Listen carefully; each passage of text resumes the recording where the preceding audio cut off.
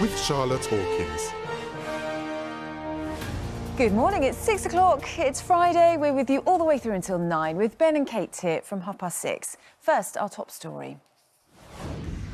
The government says economic and social restrictions may have to be reimposed in parts of England to tackle the spread of the Indian COVID variant.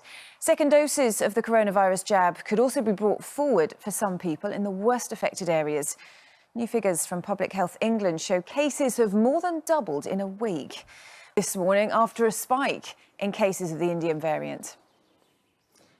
GP surgeries in England have been told they must offer patients face-to-face appointments from Monday. Reception desks will also have to be open. The mandatory system of telephone and online consultations introduced during the pandemic is being screened first, either by phone or virtually, but probably most patients are going to be glad to be able to see their doctor in person again, aren't they? Israeli air and ground troops have attacked targets in the Gaza Strip overnight as the conflict with Hamas continues to escalate. Israel says it has carried out airstrikes on almost 1,000 targets since Monday, while Palestinian militants are launching hundreds of rockets every day. Emily, still high. Does this mark the start of a ground offensive? Well, now, the first leadership contest in the 50-year history of the Democratic Unionist Party is taking place today after the resignation of Arlene Foster. Westminster MP Sir Geoffrey Donaldson is going head-to-head with Edwin Poots, a minister in the Northern Ireland Executive. And it's expected to be extremely close on this one, isn't it? yeah, very close. Prince Harry has compared royal life to a mixture between The Truman Show and being in a zoo. Speaking on a US podcast, he said he wanted to break the cycle of the pain and suffering of his own royal upbringing as he raises his own children. Controversial interview. It seems like he's got a lot to get off his chest at the moment.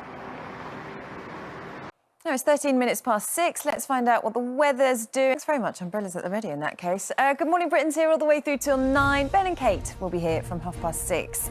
And first, let's get the news, travel and weather where you are. See you in a moment.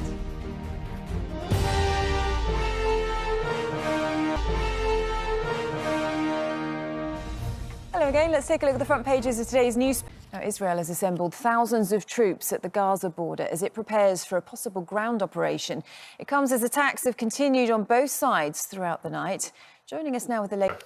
Now, 6:23, Richard's here with today's entertainment news. Morning. Good morning. Prince Harry's been at it again. I mean, he can't stop talking now, can he? I think we may all be plunged into analysis paralysis by the time we've focused quite heavily on this in Prince Harry's responses. But I do urge you, obviously, to listen to it and make up your own minds. And there'll be a lot. It'll be the same without him. It won't be the same, but the show is always good. Richard, thanks very much for taking us through all of that. Now, coming up next, Ben and Kate will be here in just a moment. And before 7, they'll be talking. That's coming up. But in the meantime, Alex has got the weather forecast for you. Here he is with the details. Now on Monday. Up to the task of that. Apparently, though, there is a caveat in there. Places as well, don't forget. Yes, exactly. thank you. You're going to think, well, hang on, I did my... A lot about this in therapy, hasn't he? So you can sort of see that they've gone back and revisited that.